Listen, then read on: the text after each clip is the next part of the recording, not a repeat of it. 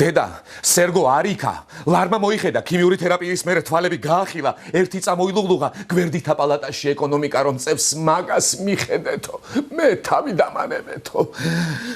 ხო. ლარი დღეს გამყარდა.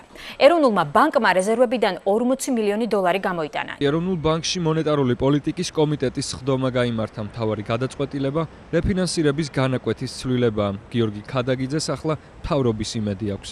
მეტი ინვესტიცია, მეტი ექსპორტი, მეტი ტურისტი. სხვა რეცეპტი არ არსებობს. გამყარდა. ახლა მთლად მყარად ვერ გამყარდა, მაგრამ აი პიზის კოშკს კი დაემსგავს.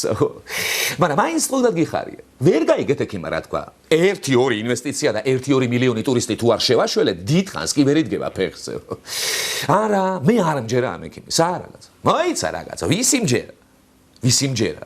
რას მიყურეთ რა ვისი მჯერა და რა კითხვაა ახლა? ვისი და იმ ბრძენი ექიმბაშის მთაზე რომ ცხოვრობს გარეული ცხოველების გარემოცვაში. ხო და იმ ბრძენმა ექიმბაშმა რა თქვა, აგახსოვთ?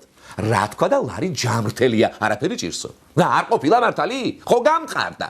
თან ისე გამყარდა მთელი ევროპა გაოცდა. ასე მყარი, ასე ძვირი ლარი ჩვენ არ გვახსოვსო. ლარი თითქოს ზამბახია, შუქთა მკრთალ მძივკი კი არა და ისე ხო. ეგ აღარ უთქვა. არა, აი ბრძენი ექიმბაშის კი მჯერა, მაგრამ ერთი ეს ჯოკია, ბოდოკია, როგორ ვერ დააჯერა ლარის გამყარებაში. დოლარში რო აუღია ფული ეს.